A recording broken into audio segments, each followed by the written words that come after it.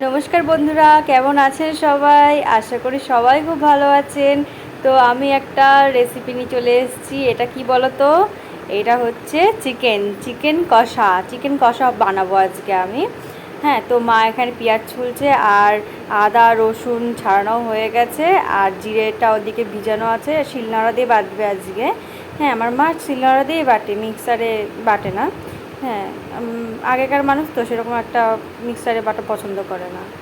আর এদিকে আমি আলুটা ছেড়ে নিয়েছি, কড়াইটা ভালো করে তাতিয়ে তেলটা গরম করে আলুটা ছেড়ে নিয়েছি। আর তারপরে একটু নুন দিয়ে দিলাম ওর উপর, যেন আলুটা ভালো একটু সেদ্ধ হয়। হ্যাঁ, হালকা হালকা যেন ভাজাটা হয়। আর মা দেখতে পাচ্ছ এখানে মশলাটা বাটছে, মা কেমন করে বাটে সেটা একটু দেখালাম তোমাদেরকে। এখানে জিরে, আদা আর রসুন বাটছে। আর আমি লঙ্কাটা গুঁড়ো মশলা মানে গুঁড়ো লঙ্কা দিয়ে রান্না করব। আর ওদিকে নিয়েছি পেঁয়াজ আর টমেটো, তো পেঁয়াজটা আবার ছেড়ে নিলাম, আলুটা হয়ে গেছিলো তাই পেঁয়াজটা ছেড়ে দিলাম।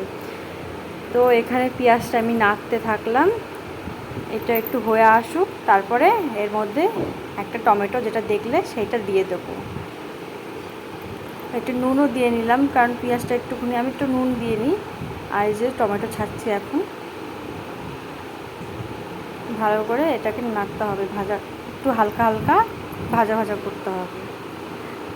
তারপরে এটা হয়ে এসছে, এখন আমি মশলাটা দিয়ে দিলাম, দিয়ে এটাকে ভালো করে কষিয়ে কষিয়ে কষাতে হবে। একটু হলুদও দিয়ে দিলাম, বন্ধুরা দেখতে পাচ্ছ, আর তখন একটু নুনটা দিয়ে দিয়েছিলাম, এর জন্য আমি আর নুন দিইনি। তো এটাকে ভালো করে আবার নাড়ছি, গ্যাসের জালটা একটুখানি কমিয়ে দিলাম, নাড়তে হবে এটাকে। নাড়া হয়ে গেছে দেখতে পাচ্ছ, আবার একটুখানি জল দিয়ে কষালাম। এবার কষানো হয়ে যাওয়ার পর আমি চিকেনটাকে ম্যারিনেট করে রেখেছিলাম, তো ম্যারিনেট করা চিকেনটাকে দিয়ে দিলাম, দিয়ে আবারও নাড়তে শুরু করেছি আমি। এটাকে নেড়ে যেতে হবে আর এটাকে কষিয়ে যেতে হবে। আর এখানে হালকা করে আমি একটু কাশ্মীরি মশলা দিয়ে দিলাম, যাতে রঙটা ভালো আসে। তারপর একটু চিনিও দিয়েছিলাম বন্ধুরা ওর মধ্যে, যাতে রঙটা একটুখানি ভালো আসে। তো এখানে দিতে মানে স্কিপ করে গেছি। আর হচ্ছে এখানে তারপরে আলু দিয়ে দিলাম, যেটা ভেজে রেখেছিলাম, আলুটা দিয়ে ভালো করে কষিয়ে নিচ্ছি। এরপর মশলা দেখেছো কষানো হয়ে গেছে বন্ধুরা, তো হালকা করে আবার একটুখানি জল ঢেলে নিলাম।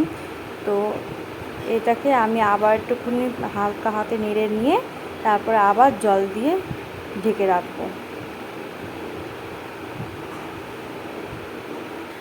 দেখো বন্ধুরা, আমি ঢাকা খুলে নিয়ে এটাকে আবার দেখো নাড়তে শুরু করেছি। তো কষা মাংসটা আমার হয়ে গেছে, এখন একটু হালকা হাতে নেড়ে আমি এটাকে নামিয়ে নেব। তো বন্ধুরা, কার কার কষা মাংস খেতে ভালো লাগে অবশ্যই কমেন্ট করে জানাবে, আর কমেন্ট করতে কিন্তু একদমই ভুলবে না। তো এটাকে আমি আস্তে আস্তে নামিয়ে ফেলবো। তো এই ভিডিওটা এই পর্যন্তই। আর ভালো লাগলে আমার ভিডিওটা অবশ্যই লাইক কমেন্ট আর শেয়ার করতে একদম ভুলবে না। আর সাবস্ক্রাইব করবে কিন্তু বন্ধুরা, নতুন নতুন বন্ধুরা আমার সাবস্ক্রাইব করবে।